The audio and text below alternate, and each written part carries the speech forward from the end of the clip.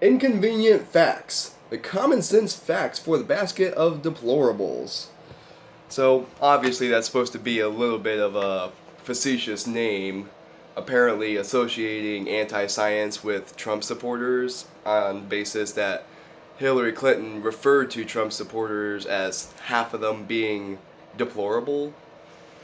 Um, I don't know what Trump has to do with climate change, but besides for that, I have this book that apparently is going to dismantle 70 years of pretty concrete science, so let's see what it has to say. For So what I did was I read the first chapter and I left notes on my responses to certain ideas that they say. And I need to clarify, I'm not a scientist. I don't have a degree in any kind of science. However, I listen to a lot of scientists, and I listen to a lot of people with degrees, and I can make an informed decision, and I can actually cross-reference what I know with people who know what they're talking about in order to make sure I know what I'm talking about. So, using what I know, I'm going to read this and make some comments. First of all, the author, Jack Madden. If you look up his author biography, you'll find some bizarre stuff where he seems to believe that being anti-climate change is a necessary part of his specific religion. So he's motivated by his religion, for one. You can tell on his dedication. I dedicate this book to the glory of the Lord God Almighty, the creator and redeemer of mankind, yada yada yada. So, I don't know what God has to do with climate change. Some people believe that God influences the climate. It's interesting that you get people who believe both ways about how God influences the climate. You get people who believe that God directly and wholly controls every little thing that happens. And then you get some people who believe that God put in place a certain set of rules for how the climate's supposed to work, and that humankind is defying those rules, we're going against those rules, and because of climate change, that is basically God's punishment for us. So it's interesting to me how God is used on both sides of this argument, but again, moving on to the content of the book. Okay. Opinions. First, there's a quote by Jack Schmidt, the astronaut for the Apollo 11 moon landing. He's a geologist, so he's not a climate scientist. Now, does that mean that he doesn't know anything about climate science? No. But what he says kind of implies that he doesn't know anything about climate science. Particularly at the very end of his quote. I'll read the whole thing. Blah, blah, blah. Global warming scare is being used as a political tool to increase government control over American lives, income, and decision making. It has no place in society's activities. As a geologist, I love Earth's observations, but it is ridiculous to tie this objective to a consensus that humans are causing global warming, when human experience, geologic data and history, and current cooling can argue otherwise. Consensus, as many have said, merely represent the absence of definitive science. So,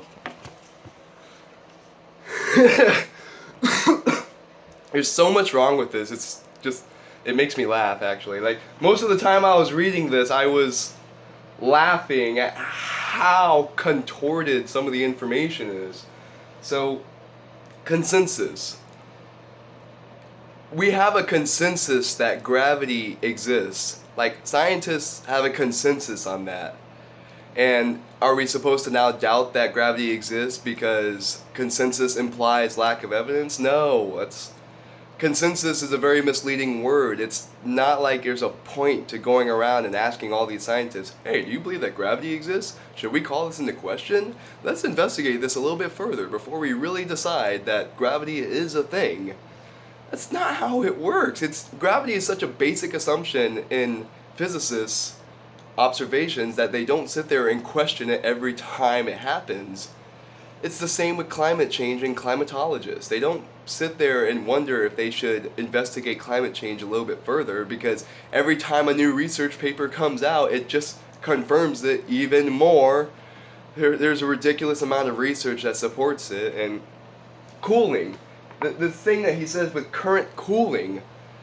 So this is another fun one, because when people try to use global cooling as a refutation to climate change, they're always trying to point to like one specific part of the northern glaciers that is rebuilding a little bit faster than was expected.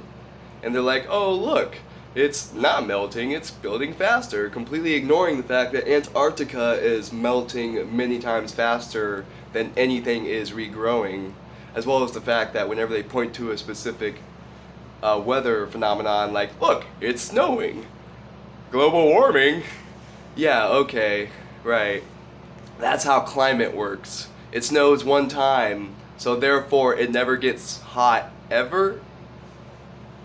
Whatever. Anyway, the second quote is by Buzz Aldrin. I think the climate has been changing for billions of years. If it's warming now, it may cool off later. I'm not in favor of just taking short-term isolated situations and depleting our resources to keep our climate just the way that it is. I'm not necessarily of the school that we are causing it at all, but the world is causing it. So this guy seems like he's just trying to take some high-profile celebrities that sound like they would know what they're talking about and put them in the front of his book and be like, look, smart people agree with me. Where the quotes he's using have fundamental errors in how they're talking about climate change. Like, Buzz Aldrin says, I think the climate has been changing for a long time now. Well, he's right.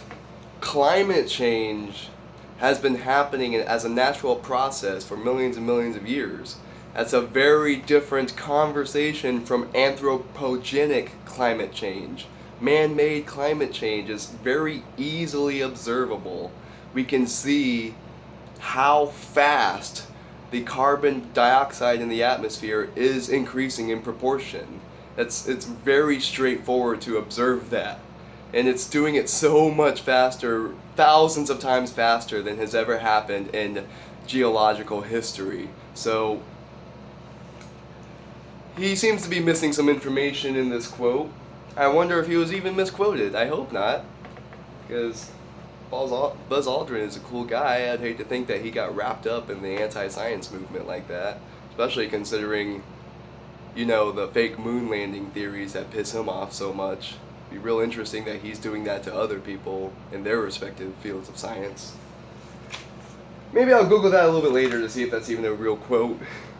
Anyway, chapter 1. You made it pretty far into this video and I appreciate it.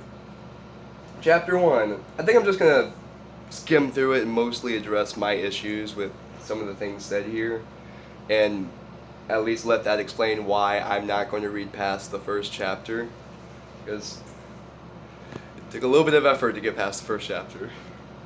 So the very first sentence, the Earth's climate has changed many times in the history of the planet.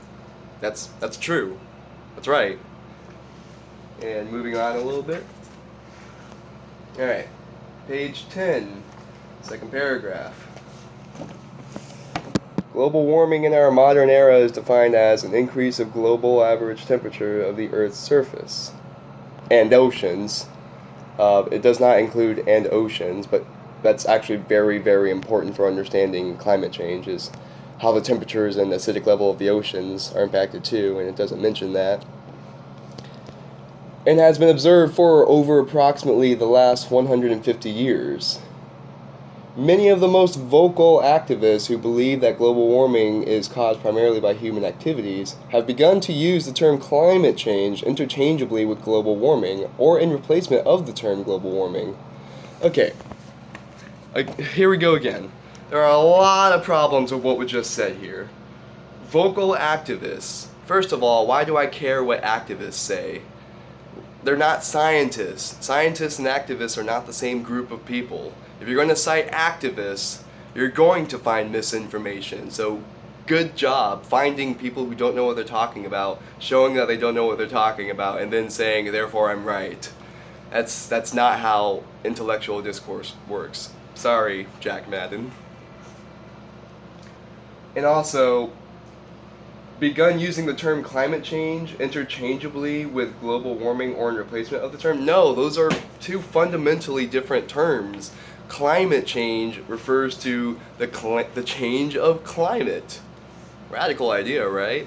Whereas global warming is one effect of climate change. Global warming is the increase of global average temperatures as a result of man-made climate change. Alright? Man-made climate change is the abrupt increase of carbon dioxide in our atmosphere over a very short period of time. Global warming is the increase of temperature as a result of that. It's actually pretty straightforward, so he's trying to confuse all these terms in order to get people on his side, so very 1984 type skills going on here. Nice job, Jack Madden. You were probably... I can't help but feel like you don't know what you're doing when you present this misinformation. I feel like someone paid you to write a bunch of wrong stuff and you found a way to contort the information and get paid for it. And that's a very dangerous thing to do anyway. I have so much to rant about with this book already. I'm only on like the second page of the content of the book. Anyway, also, begun using climate change in replacement of global warming? When? No. We've been using the term climate change since the 50s. You can find a research paper that uses the term climate change as far as 55, I think. So keep that in mind while I read this. He mentions that we've only been using the term climate change for a few years, so we'll get there. Now, I wrote a lot of freaking notes on this one page off of just that one paragraph. Anyway. Let's get see. Alright. The global average temperature of the whole Earth's surface for the full year 2016 was 58 degrees Fahrenheit, or 14.5 degrees Celsius. So, he doesn't cite his sources, so that's a little bit frustrating. Most of the time I was reading this, every time he says, hey, I have this figure that someone researched somewhere at some point, I would have to go and look for it, and a lot of the time I just could not find it. That's why you're supposed to cite your sources, people. Especially if you want to talk about something related to science, you have to cite your sources so that someone else can find what you're referencing and cross-reference it with a larger body of knowledge and check it. Just check it to see that it says what you claim it says and to see if it's rigorous. So he doesn't do that, so I just have to assume he knows what he's talking about when he says the average global temperature for 2016 was 58 degrees Fahrenheit. I don't know that's true, but let's just assume that it is, I guess.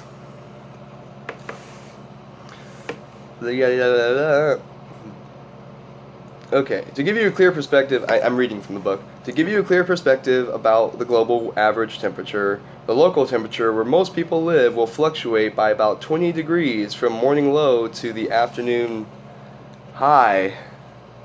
Yeah, that's called weather, dude. That's weather. It's not climate. And the seasonal swing in local temperature can be as much as 80 degrees from start to finish of the 4 seasons. Okay. 1 year? 1 year, and he thinks that that's like concrete evidence of something in climate.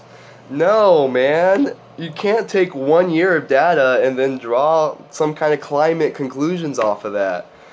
That's not how climate research works. You need so many years of observations and documentation from so many different places, especially if you're going to do like global climate research.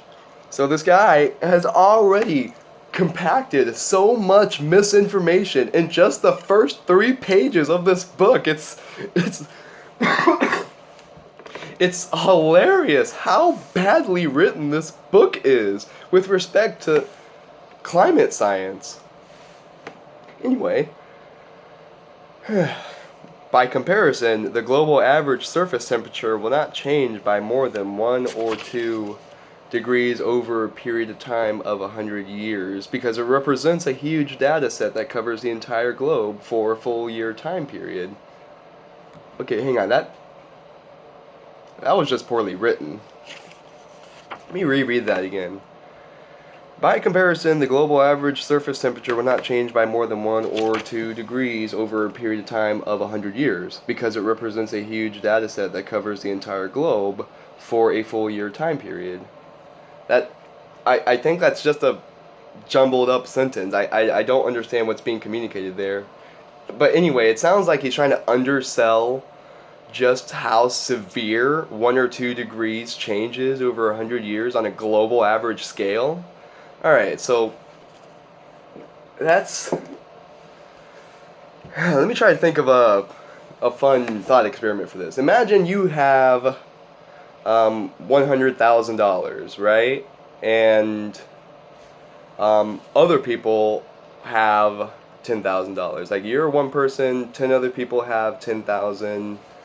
Now you give away $10,000 every month to them, and then you're like, you know what, I don't want to give away $10,000 a month to these people anymore. But then one of them is like, well, yeah, but I mean, we're only talking about a change of like $10 an hour or so.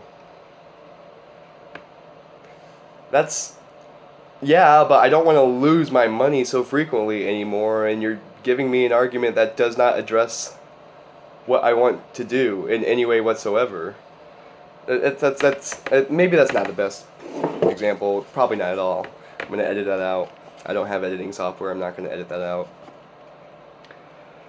So yeah, 2 degrees change in average global temperature over 100 years is actually pretty freaking severe, because that's a change that you would normally see naturally over thousands of years, hundreds of thousands of years, before you start seeing a change that radical.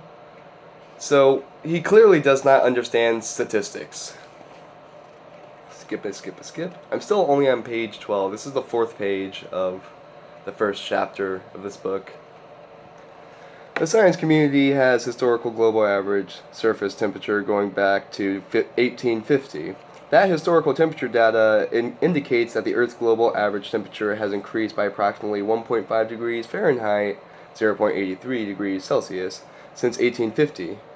An actual increase of just 1.5 degrees over 166 years is not even noticeable, and it is hardly a magnitude of change to be alarmed about. Okay, he said it again.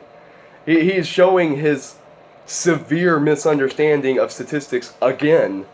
That he thinks that 1.5 degrees over less than 200 years is not severe. That's the average. The average.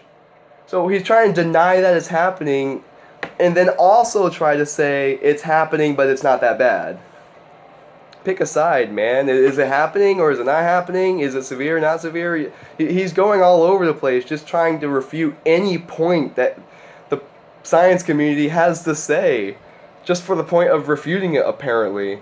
So he's demonstrated severe ignorance of statistics.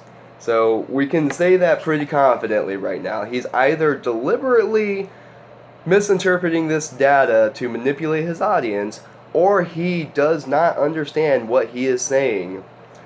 I will give him the benefit of the doubt and say that he does not understand what he's saying, because I would be making a very bad character judgment if I assumed the other thing. And I don't like to make those judgments about people.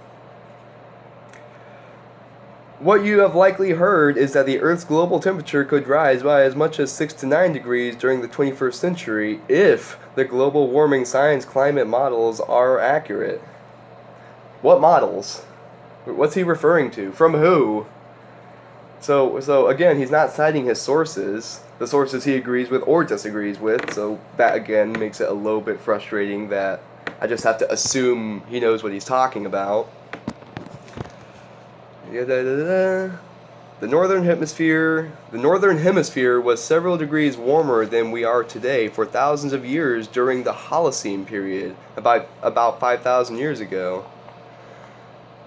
Okay. So what? We're talking about, alright, in climate change, we're talking about how fast the temperature is changing and how fast the carbon dioxide in the atmosphere is increasing. And he's just talking about how it was hotter at one point. He doesn't address the fact that it took way more time to get to that heat point before than it is currently taking us to get to the same heat point. So, again, he's not addressing statistics, he's not addressing rate of change, which is the whole point of the climate change argument. It's not an argument, we just observe it. What is he saying? He's not citing his sources. What is he talking about? Okay. Page 13. The 1.5 degrees of warming of the Earth's average surface temperature since 1850 has not occurred in a linear pattern. Furthermore, the warming has not occurred in a sequential or directionally consistent pattern. Big words to sound smart. Allow me to explain. From 1850 to 1940, the global average surface temperature increased by plus 1.04 degrees Fahrenheit. Then, from 1940 to approximately 1970, the global average temperature of the surface actually declined by 0.36 degrees. From approximately 1975 to 1997, there was warming of roughly 0.72 degrees Fahrenheit.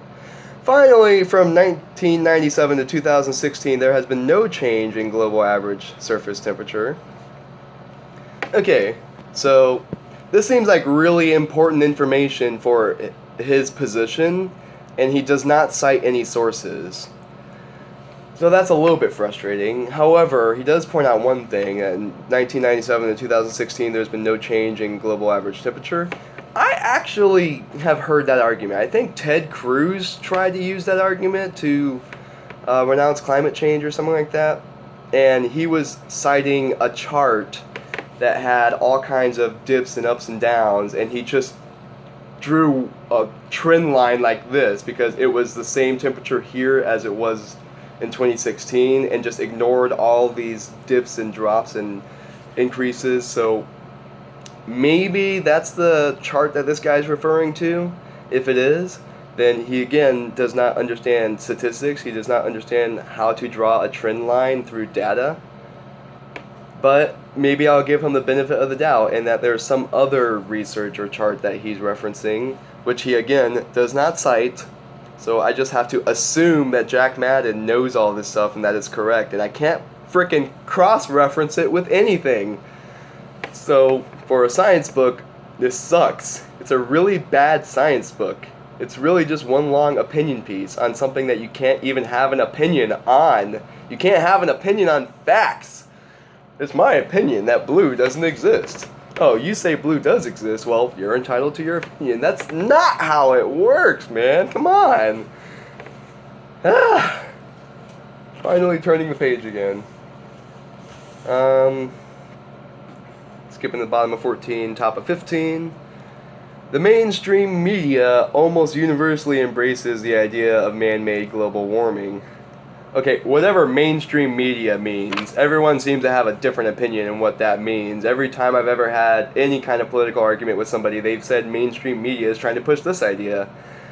Liberal ideas, conservative ideas, anarchic ideas. He's using buzzwords! Just trying to get people to be riled up. Oh, mainstream media, yeah, I don't like them, because I use the term mainstream media to refer to people I don't like. He just said mainstream media, therefore he's on my side. Okay. I was just picking on him for saying mainstream media because that's not something that has a clear meaning, it's just a buzzword that people use. 16.